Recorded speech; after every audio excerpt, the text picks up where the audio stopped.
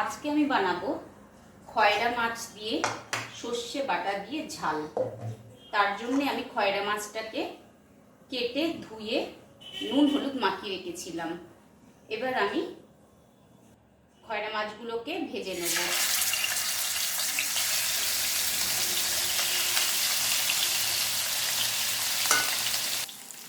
মাছ ভাজা হয়ে গেছে।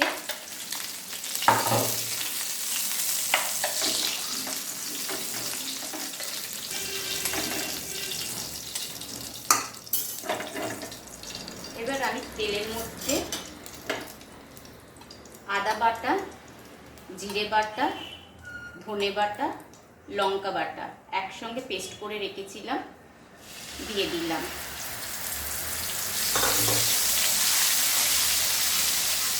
মশলাটাকে ভালো করে কষিয়ে নেব।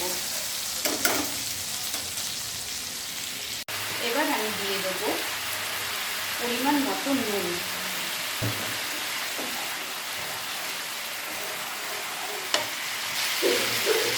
এবার দিয়ে দেবো বেটে রাখা সর্ষে বাটা।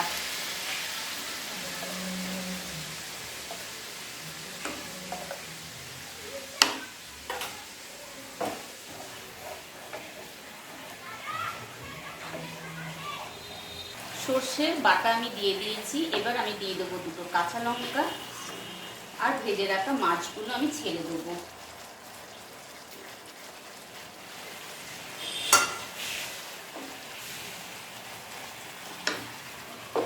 5 মিনিট পর হয়ে যাবে আমার সর্ষে বাটা দিয়ে খয়রা মাছের ঝাল।